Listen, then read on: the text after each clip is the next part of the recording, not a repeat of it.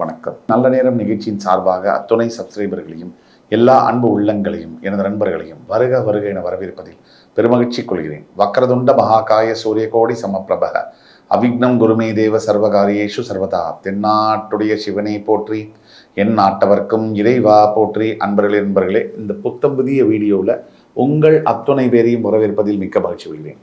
இன்றைக்கு சனி வக்ர பயிற்சி பலன்கள் ஸ்பெஷல் எடிஷன் 2026. இன்றைக்கு நாம் பார்ப்பவிருப்பது மீனராசி. இந்த எபிசோட்ல எப்படி நம்ம பேசுவோம் அப்படின்னா, மீனராசிக்கு தற்சமயம் என்ன நடக்குது, நிலை என்ன, அதை பத்தி 2-3 பாயிண்ட். சனி வக்ர பயிற்சினா என்ன, அதை பத்தி புரிதலுக்காக ஒரு 3 பாயிண்ட். சனி வக்ர பயிற்சியினால மீனராசிக்கு வரக்கூடிய நல்ல விஷயங்கள் என்ன, அதை பத்தி 3 பாயிண்ட். சனி வக்ர பயிற்சியில எதெல்லாம் ஜாகிரதையா இருக்கணும், அதை பத்தி 2 பாயிண்ட். அதுக்கு பிறகு பரிகாரம். இப்படிதான் நம்ம பேசிப்போம். இப்போ சனி பகவான் மீனராசியில தற்சமயம் ஜென்ம சனியாக வீட்டிருக்கிறார். மீனராசிக்கு 12ல் ராகுவும் 5ல் குரு உச்சம் பெற்று மீனராசியை பார்ப்பதும் 6ல் கேதுவும், இதுதான் முக்கிய கிரக நிலைமை. மீனத்தை பொறுத்த வரைக்கும் ஜென்ம சனியில இப்படி இருக்கும் அப்படி இருக்கும். யூடியூபை திறந்தா ஆஹா ஓஹோ சாம் அவ்வளவுதான், இனிமே மீனராசி முடிஞ்சது, எல்லாமே சூப்பர் அப்படின்னு யாராவது சொன்னாங்கன்னா அது அவங்களுடைய தனிப்பட்ட கருத்து. 7ரை சனி ஜென்ம சனி அப்படிங்கிற போது நிச்சயம் சவால்கள் பிரச்சனைகளை எதிர்பார்க்கத்தான் வேணும். இதுல எஸ்கேப் ஆறதோ, நான் ரொம்ப பாசிட்டிவ் நெகட்டிவா பேசுறாருன்னு சொல்றதோ, கமெண்ட்ஸ்ல தற்கொலை மாறி போடுறதோ, இதெல்லாம் தீர்வு இல்லை. இதனால சனி விட்டுட்டு போயிட மாட்டார்.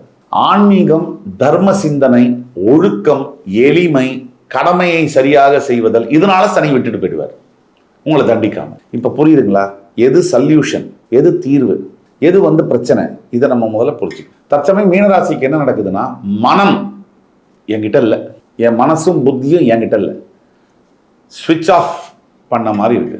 என் மனசு நான் சொல்றத கேட்க மாட்டேங்குது, என் மனசு என்ன சொல்லுதுன்னு எனக்கு புரியல. இந்த கன்ஃபியூஷன் ஒரு பக்கம்.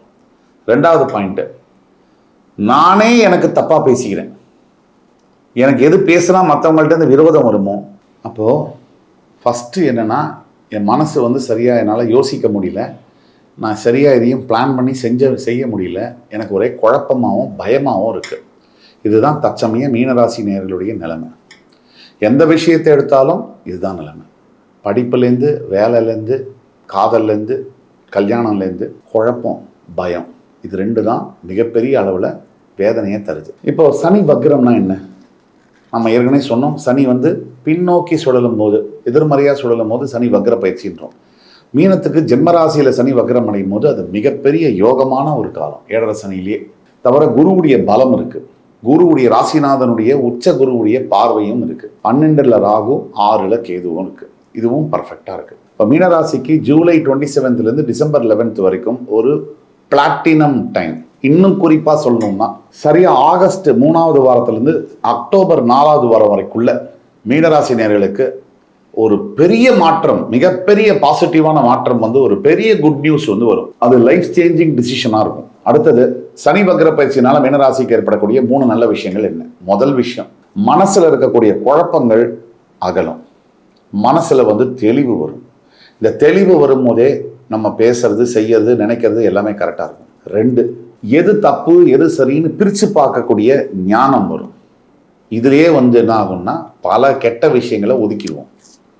3, இந்த சனி வக்ர பயிற்சியினால மீனராசிக்கு நான் சொன்ன இழந்த ரிலேஷன்ஷிப்பு இப்போ ஒரு பிரேக்கப்பே ஆயிடுச்சு, திருப்பி அவங்களே பேசக்கூடிய தன்மைகள்லாம் நடக்கும். இவ்வளவும் மீனராசிக்கு நடக்கும். இன்னொரு 2 விஷயத்துல எதுல மீனராசி ரொம்ப அலர்ட்டா இருக்கணும் அப்படின்னு நம்ம பார்த்தோம்னா, முதல்ல அலர்ட்டா இருக்க வேண்டியது ஹைப்பு. மீனராசியை பொறுத்த வரைக்கும் சோகம் ஒரேடியா மடங்கி உட்கார்றதும் கூடாது, சந்தோஷம் உடனே வானத்தை பிறந்துட்டு மேலே எகிரி குதிக்கிறதும் கூடாது. இந்த ஹைப்பை விட்டுறணும்.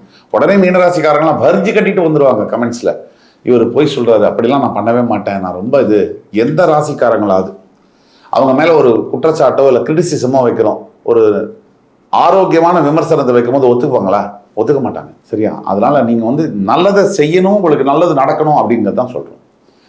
2, எதுல நீங்க அலர்ட்டா இருக்கணும்னா, உங்களுடைய உணவு பழக்கத்துல, உங்களுடைய ஹெல்த்ல ரொம்ப அலர்ட்டா இருக்கணும். இப்பவே போய் பிளட் டெஸ்ட் எல்லாம் எடுத்துக்கோங்க.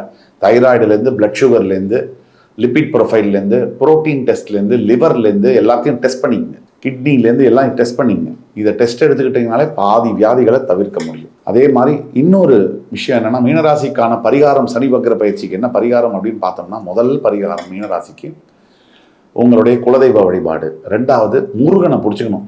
முருகன் நினைத்தால் முடியாதது இல்லை. இந்த முருகப்பெருமான் ஏன் தெய்வங்களில் ரொம்ப சிறப்பு இந்த முருகப்பெருமான் அப்படின்னு நம்ம பார்த்தோம்னா, ஒரு மனிதன் எத்தனை தவறுகள் செய்தாலும் கூட உண்மையாக அவன் திருந்தும் போது மன்னிக்கிறேன் அப்படின்னு வரக்கூடிய முதல் கடவுள் முருகன். அதே மாதிரி இப்போ நம்ம பேசக்கூடியதெல்லாம் பொது பலன்கள். உங்கள் தனிப்பட்ட ஜாதகம், பிறப்பு ஜாதகத்தில் உங்களோட தசாபுக்தி எல்லாம் நல்லா இருந்ததுன்னா நம்ம சொல்கிற பலன்கள் இன்னுமே நல்லா நடக்கும்.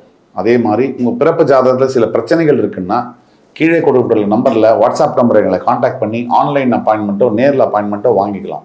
நானே உங்கள் ஜாதகத்தை 1 to 1 உட்காந்து ப்ரெடிக்ட் பண்ணி சொல்ல முடியும். உங்கள் லைஃப்பை துல்லியமாக நல்ல பாதையில் எடுத்து செல்ல முடியும். அதனால் பரிகாரத்தில் அது இது லட்சக்கணக்கில் செலவு பண்ணுறதெல்லாம் அடுத்தது. முக்கியமான பரிகாரம் சுய ஒழுக்கம் அப்படிங்கிறது தான் சனி எதிர்பார்க்கக்கூடியது.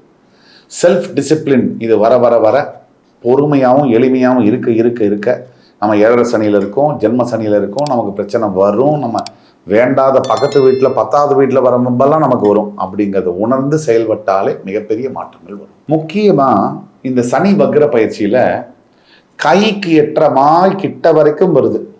பல விஷயங்கள் மெட்டீரியலைஸ் ஆக வருது, ரொம்ப நெருங்குது.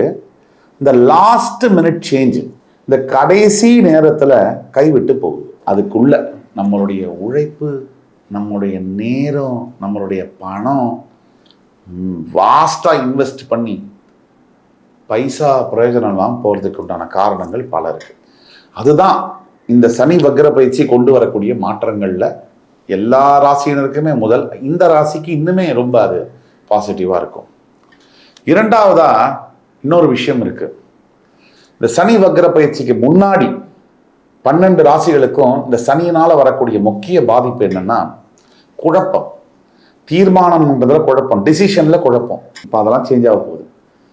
எந்த ஒரு விஷயத்தையுமே நம்ம லைஃப்பில் வெற்றி 50% ஸ்டார்ட் பண்ணும் போதே கிடைச்சிடும். எப்படி தெரியுமா? நம்ம கன்ஃபியூஷன் இல்லாமல் ஒரு விஷயத்தை ஆரம்பித்தோம்னாலே பாதி வெற்றி அடைஞ்சாச்சு. இந்த பாதி வெற்றி, மீதி வெற்றியை தரணும்னா அந்த குழப்பம் இல்லாத மனம் எப்பேற்பட்ட சிக்கல் சவாலையும் ஜெயிக்கும். இப்போ என்ன பிரச்சனை? குழம்பும் போது என்ன ஆகுது?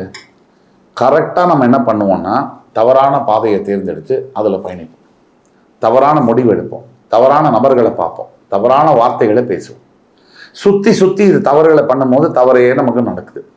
அதை நினச்சி திருப்பியும் வருத்தப்படுவோம், திருப்பி ரிப்பீட், அதே தான் நடக்கும். So do something wrong, worry, repeat, இதுதான் நடக்குது. இதுலேருந்து வெளியில் வரணும்னா நம்ம சொன்ன பரிகாரங்களை செய்யணும். இது இந்த ராசிக்கு ரொம்ப முக்கியம். இந்த வீடியோ கண்டிப்பாக உங்களுக்கு பிடிச்சிருக்கும்னு நம்புகிறேன்.